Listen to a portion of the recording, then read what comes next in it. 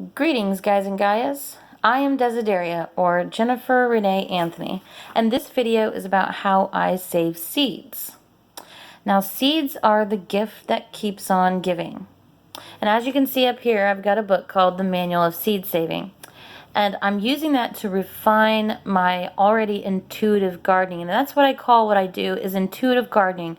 So I experience it, I plant it, I go through the process, I do a little bit of research to help me along the way.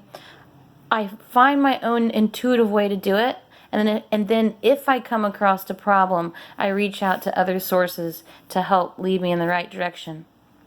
So having that said, this is marigolds. These are marigolds. When I purchased these seeds, and each packet was about that much. Now, you didn't have, when you get the seeds in your packets, you don't have all these seed pod casings and the flower petals. But I had, there's quite a bit in there. You can't really see them, but all those little black, these things, let me pull one out so you actually see it in case you've never seen a marigold seed. It's really weird to grab one when you're actually looking through your camera. So there. That is a marigold seed right here. Okay? Now they're everywhere in here. Absolutely everywhere in there. And you only get about that much in a seed packet. And I bought one seed packet of each kind, and I still have a ton of marigolds seeds to collect out there. And look at all this. These are ones that I haven't opened yet. Oops. These are ones that I have not opened yet. Okay, so let's go ahead. I've got one stuck to my hand. Let's go ahead and open it so you see how many are actually on the inside. Whoa! I freaked out when I saw this. I had never collected seeds from marigolds before. Look at that. It's absolutely in abundance. And it just, they keep going and going and going. There's tons of them. So I've got 3 different varieties in here. The Queen Sophia marigold, the Gypsy Sunshine, and the Harlequins. Really, really cool. I've got pictures of them if you check my Facebook page out or my YouTube channel, XAnthos Earthkeepers. You can also check our website at XAnthosEarthkeepers.com or on my website for women at thehouseofthedevi.com. My husband also has a site called Earthbound Erasmus. If you got husbands or sons, you'd like to check it out. But this is a marigold that I just saved aside to show you what they look like when they're not ready. They're green. And you can see inside the seeds are not all the way black. They're not completely black like the other ones. So you've got to wait for that. So we'll just put that down in there. So as you can see, I still have a ton of these to open up. I have a bunch up in the front yard still to do. And it's just absolutely in abundance. The gift that keeps on giving is what my husband said. And so anyway, the reason I wanted to make this video is because, as you can see here, I'm not separating the seed pods and the flower petals away from the seeds. And there are 3 reasons why I'm not doing that. Okay? And let's just go through those reasons real quick. Number 1, it's efficient and it saves time. Okay? Number 2, the leaf petals and seed pod casings serve as a slow release fertilizer when planting them. So just like any compost, they break down. You just scatter your seeds.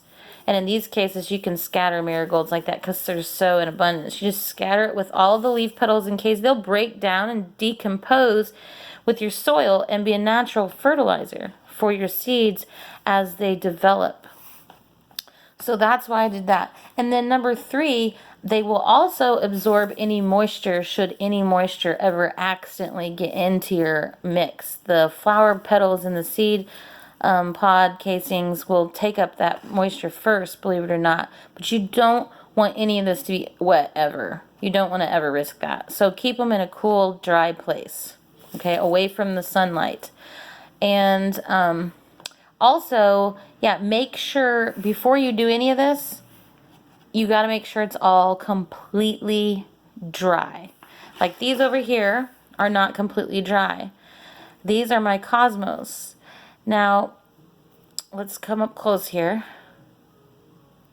Don't know if you can see those, but there's little seeds inside there. They're not all the way black. And you can see the stem needs to go brown. Now, the reason why we pulled these off and are letting them go black on the stem, they need to be stayed attached to the flower, even if it's tore off. Okay? But the reason we're taking them off is because they're falling onto the ground before they even turn brown. So that tells me we need to take them off and let them go brown on the stem and then remove the seeds. So we'll see if we have any success in that.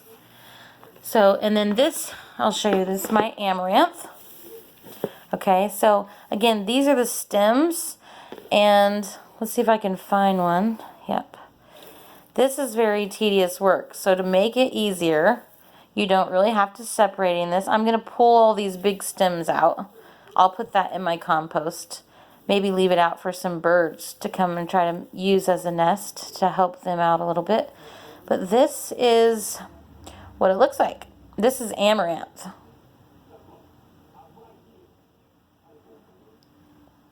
And the little seeds come out in abundance. See all those? There's little tiny seeds in that. They're little tiny seeds. And this is, amaranth stands for unfading flower. So literally, once you have these in your yard, these seeds fall. They fall everywhere, and they get everywhere. Let me get down here. So down here, you're seeing all that. See, you want to keep that. In my opinion, you don't want to separate that. How tedious. How tedious a work would that be to have to try to get all the little tiny seeds out of all this fluff? Because this fluffy stuff is not the seed. The seed's little tiny grains in there. And actually, it's an ancient grain that they've made bread out of for thousands of years. So, again, this is amaranth. Sorry for the camera view. That was really bad. And then let me show you my summer savory. Again, this is summer savory. It's made for flavoring beans, but it can be used for more than that. It's really great stuff, I think. And the seeds are so tiny that I just shredded it like an herb with all the seeds in it and made sure it was completely dry, of course. And so there's a bunch of tiny black seeds down in the bottom of that. I don't know if you can see them, but there's a bunch of tiny black seeds in it. So a lot easier doing it that way. Makes more sense. And as I said, I gave 3 good reasons why you should do it this way. But I'm going to be refining my process, so it might not work for every single seed. I don't know. So again, I call it intuitive gardening. That's what I call it. So stay tuned for the results for next year's garden when I go to plant some of this stuff. So, and oh yeah, and by the way, let me tell you this. When you do save your seeds, let's say we bought our seeds from Baker Creek. What you do is you grow those seeds, you save seeds from those plants that you grow, you collect them. Then that becomes your first intermediate variety of your own seed. So the idea is to collect seeds from that and then collect them again, and it's that second time of collecting seeds that it becomes your very own seed variety. You can call it whatever you want. You can get your own seed packets with your own name on it, and I think you'd probably have to get a license to sell your seeds, but you could at least have your own seed brand, your own family heirloom seeds that would be specifically adapted to your area. So it's really, really cool. And that's how seed companies get started, people. So we're not trying to make money off of it, though, because as our theory is on the gift economy network that we use with XAnthos Earthkeepers, is it's the gift that keeps on giving. Look at this. We bought this much, and it turned into all of this. We don't want to make money off the earth. No one owns the water. No one owns the land. No one owns the ocean. No one owns the sand. This earth belongs to our mother. Everything is for free. Only by the hands of the greedy does the earth require a fee. I think that's how it goes. It's something like that, but I tried to remember it. But we don't try to make money off of the earth. I have other talents I can use to make money, so I don't need to sell seeds when I can grow them in abundance like this. I can grow them for myself and give them away and go to seed exchanges and farmers markets and trade with people. And I learned of some new resources today.